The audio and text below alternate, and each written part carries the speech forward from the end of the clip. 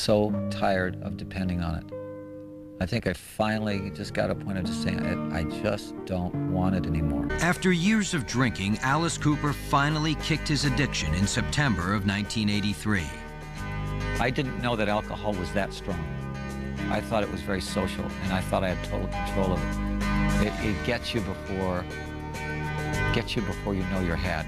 I'd fall off and things go too far, and I get kind of crazy, and there's this other guy, Pat Mike, who takes over at a certain point. Everybody has an alter ego when they drink, or not everybody does, but I do.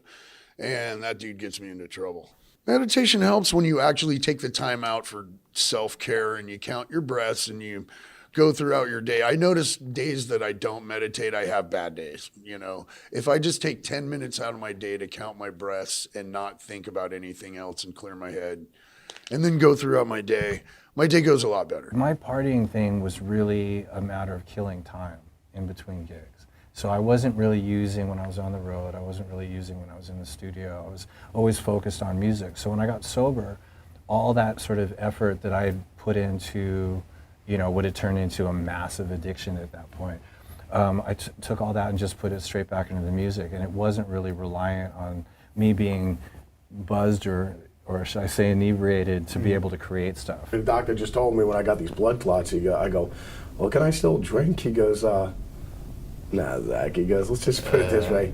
He goes, between the blood thinners you're on, and he goes, and with the way you drink, when you go out rolling with the fellas, with the way you drink, with you telling me the way you drink, he goes, put it this way, you might go to, if you go to a Hooters to watch the Monday Night Football games with the fellas, and you're gonna be drinking the way you drink, I go, yeah? He goes, that may be the last Hooters you're going to be rolling to, so I hope you pick a really good one. You know, I quit drinking. I always tend to bring up drinking whenever I talk about my life because it's such a huge, long, important part of it. When I quit drinking almost 7 years ago, it was like, I was still creative while I was drinking, but it was like there was a damp filter on it, you know? And when I got sober, it's like, that was ripped away. So my mind is on overdrive all the time. Yeah. You know, I'm writing, I'm shooting photos, I'm making music. As long as I'm just moving forward and creating things that I think have artistic merit, I'm generally a pretty happy guy. So if I tell you anything,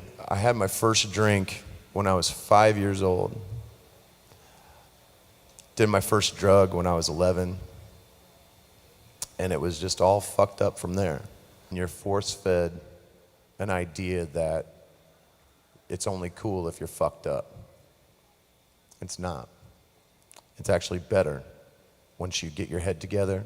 The devil is on your back. It is, and so you have to be aware of that wherever you're at in your life, keeping your program, your sobriety, and your awareness that you have a disease, you know, right there, right in front of you, and then doing your life, you know, as you do your life, but always remember that. It has to have conversations, whether it's in a Starbucks or in a grocery store or at home or on the football field or wherever it is. We have to have these conversations. It's not a dirty word.